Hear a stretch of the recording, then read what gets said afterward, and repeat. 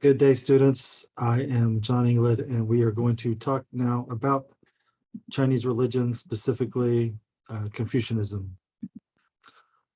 Let's go to the slideshow. Confucius lived around 551 to 479 before the Common Era. He sought to restore the ancient idealistic feudalism of antiquity due to major corruption in current social and political systems. What we have happening within this particular time period within the dynasties is a lot of war between different factions in different areas or states within the particular Chinese system. There wasn't necessarily one emperor that ruled over everything. So feudal system contains the hierarchy of kings, of noble people, governors, officers, and common people. So Confucius is very much talking about the social harmony of life, loyalty within the various feudal system, and virtue ethics at every level. Some elements of Confucianism. Number one is D-E. Da is moral virtue. Rulers must rule by moral examples instead of by brutal force. If moral examples are focused on more virtuous examples, then that would float down to the various system and create social harmony within the culture. Junzi is a superior person. It's nobility by virtue, not by birth. So somebody who is superior, they're superior through nobility by virtue ethics. The superior person is concerned with virtue, the inferior person with land, with control. The superior person understands what is right, and the inferior person what is profitable. It's a very, very good quote. This is a picture of Confucius on the left, being a very virtuous person because he's holding a book. More elements of Confucianism. Ren means benevolence. The wise ruler makes the welfare of his people his primary end. And you yourself desire rank and standing, then help others attain rank and standing. I like that quote. Shu is reciprocity. This is the silver rule in Confucian Chinese thought. It's the same as the golden rule. The golden rule is do unto others as you would have them do unto you. We have the silver rule sort of written in the negative, but meaning to be positive. Do not do to others what you would not want others to do to you. Li is propriety, to live according to the rules and harmony of one's standing. And it's a return to the idealistic feudal system of antiquity of mutual respect. So mutual respect is a very nice virtue to have. Reciprocity is kind of the concept of connecting to oneself, but connecting to others and understanding their point of view as well. We have the 5 great relationships within Confucius thought. We have the ruler and the subject. We have the parent and the child. We have the husband and the wife. We have the elderly sibling and the younger sibling, the elder friend and the younger friend.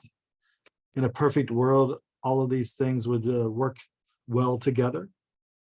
On the discussion board, I ask you to think about the 5 great relationships, think about some of these ideas of Confucianism, and do they match up to a society that you would want to live in? In the 5 great relationships, there is a hierarchy, and that bothers 21st century people. Maybe the hierarchy of parent and child is okay, but when it becomes to the husband and wife from a Confucius point of view, that's when the system starts to break down.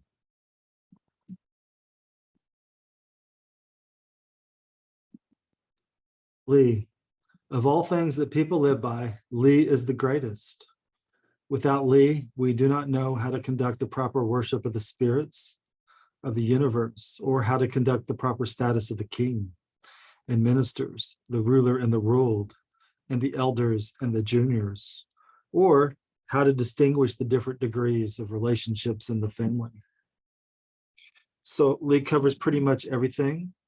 How do we worship? We do not know how to conduct a proper worship of the spirits of the universe.